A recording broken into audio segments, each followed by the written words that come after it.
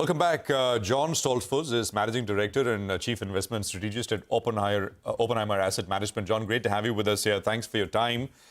I was talking about the unwinding of some consensus trades. Tech is underperforming. Small caps are outperforming. Should we here in India take any indication from that in terms of rub-off effect? Here, we've had a big rally in small caps, so we've had an opposite kind of a issue. And second is this big move in yen from the 165 to 155. Is that leading to sort of risk reduction across asset classes at all? Go on. Well, I guess the first I'd have to say related to the unwinding of the trade in New York, most of that has to do with the fact that the GDP number came in today and gives more than likely the Fed will not be cutting in July, as some people were beginning to think in the July Fed meeting. We're of the opinion that the Fed may not even cut in September, which would cause more unwinding. This time around in New York, it would be, or in the U.S., it would likely be unwinding the trade that near term has boosted the small caps.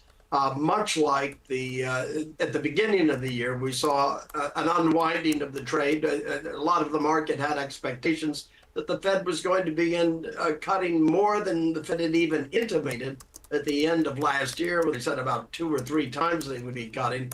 The market thought it would be something 4, 5, 6, even 7 times, and that didn't happen, and there was unwinding. So we're not surprised at all at the unwinding that we saw leading up here, because with related the volatility that we saw in New York, and then the market rebuilding throughout the day, where originally the large caps seemed to recover somewhat, but with small caps still outperforming. But by the end of the day, the large caps were either flat with a negative bias, really, or what you were looking at was a slight positive, I think, in terms of the Dow. But when we look at this, I have to say, this is a period of uncertainty, because what you have is a lot of highly leveraged players are really looking for the Federal Reserve to cut interest rates, and the Fed has still not decided that it is the time to do it.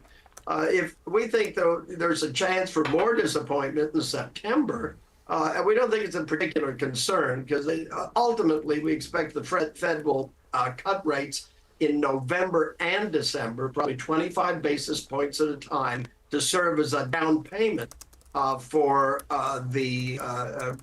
both Main Street and Wall Street stateside.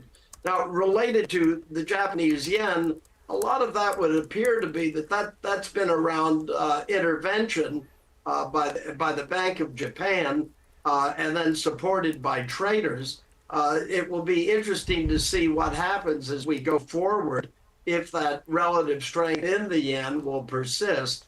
It would bring back the yen carry trade, but based on the numbers that we see at 155, I think we've still got a ways to go to really say that the yen is showing significant strength. In terms of India's market, at small caps and large caps, I really have no comment at this time. My view on India is much more intermediate to longer term, quite frankly. Okay, well, on that note, we'll thank you. Thanks a lot for joining in and giving us your time. Your view on India in the medium to longer term is positive, so we'll take it from there.